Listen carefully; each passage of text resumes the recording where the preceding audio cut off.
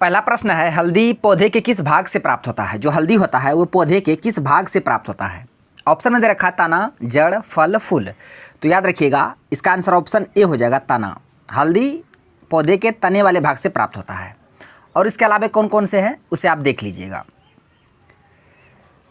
पूछेगा जड़ से, तो याद रखिएगा गाजर, शलजम, मूली, शकरकंद, ये सभी पौधे के जड़ वाले भाग से प्राप्त होता है। आलू, अदरक, लहसुन, प्याज ये तना, पालक, पत्ता गोभी, सलाद, पत्ता ये पत्तियां से।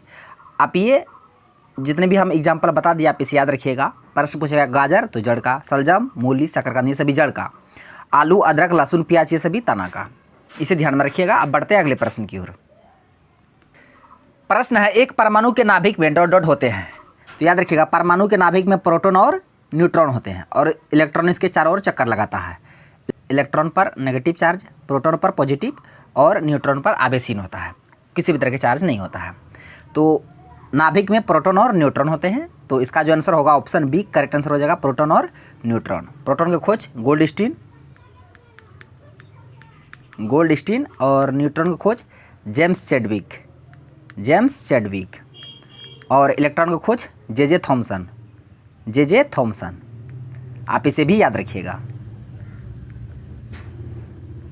प्रश्न है, विटामिन ए की कमी से होता है। ऑप्शन में दिया है बाल झड़ना, पेचिश, रतौंधी, कमजोरी। ये तो पता होगा आपको, विटामिन ए की जो कमी से होता है रतौंधी।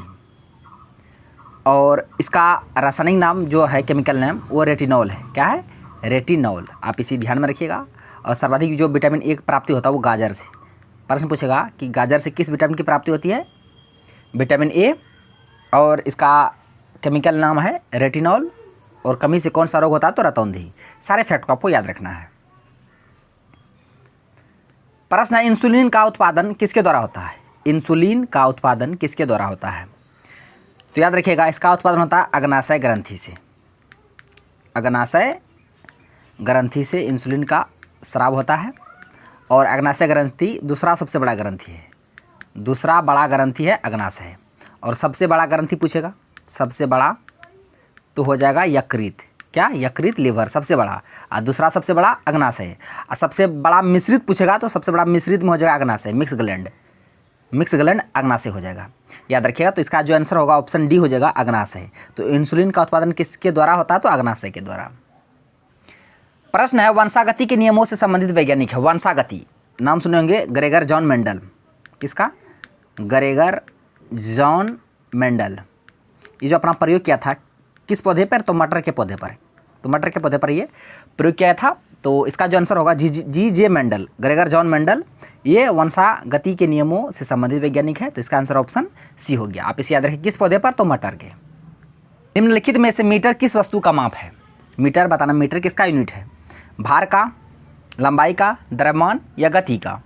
याद रखिएगा मीटर तो लंबाई का होगा। इसका आंसर ऑप्शन बी हो जाएगा, लंबाई। कभी कभी भार पूछ लिया जाता है, भार बोलेगा या बल बोलेगा। इसका जो यूनिट होता है न्यूटन होता है। क्या? न्यूटन। आप इसे याद रखिएगा, न्यूटन। कभी कभी बल नहीं देके भार दे देता है। तो भार का भी मात्रक जो होता है न्यूटन होता है और बल का भी न्यूटन। अब बल का सीजियस मात्रक होता है डाइन। क्या होता है? डाइन। ये होता है सीजियस मात्रक। आप इसे याद रखिएगा। प्रश्न है, परागकोश में होते हैं। परागकोश में क्या होते हैं? फ्लावर देखे होंगे, फूल। देखिए हम फूल बना रहे हैं।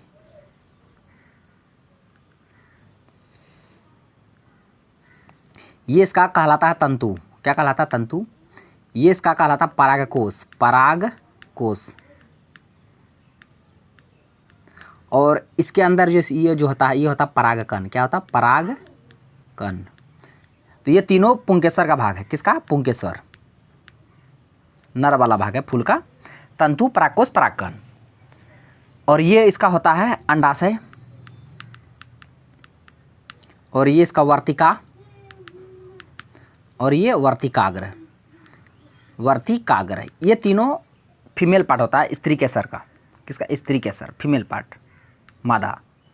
स्त्री केसर।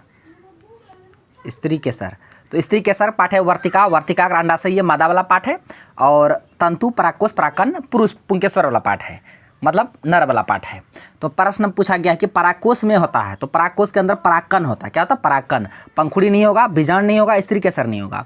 इसका आंसर ऑप्शन ए हो जाएगा, परागकण होते हैं। तो परागकोश के अंदर क्या होते हैं? परागकण। प्रश्न है, निकट दृष्टि दोष के रोगी को किसके निवारण के लिए क्या चाहिए? प्रश्न है, निकट दृष्टि दोष के रोगी को इसके निवारण के लिए क्या चाहिए? निकट दृष्टि दोष एक होता है जिसको बोलते हैं मायोपिया।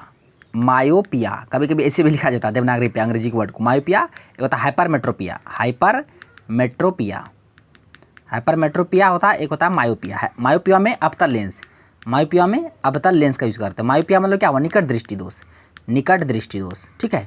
और हाइपरमेट्रोपिया में दूरदृष्टि दोष, और इसमें उत्तल लेंस का। दूरदृष्टि दोष में उत्तल लेंस का, निकट दृष्टि दोष में अवतल लेंस का। तो यहाँ प्रश्न पूछा गया निकट दृष्टि दोष, तो इसका आंसर ऑप्शन ए हो जाएगा, अवतल लेंस। अगर पूछता दूरदृष्टि हाइपरमेट्रोपिया तो हो जाएगा उत्तल लेंस। आप इसे याद रखिएगा।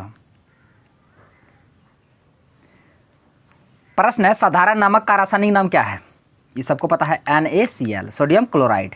तो इसका आंसर ऑप्शन सी हो जाएगा। साधारण नमक का रासायनिक नाम है सोडियम क्लोराइड, और फॉर्मूला याद रखिएगा NaCl।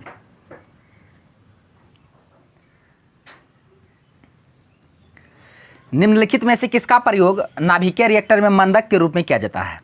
तो याद रखिएगा, नाभिकीय रिएक्टर में मंदक के रूप में ग्रेफाइट और भारी जल का यूज किया जाता है। हैवी वाटर, ग्रेफाइट और हैवी वाटर, ग्रेफाइट और हैवी वाटर का यूज किया जाता है मंदक के रूप में। किसमें? नाभिकीय रिएक्टर में।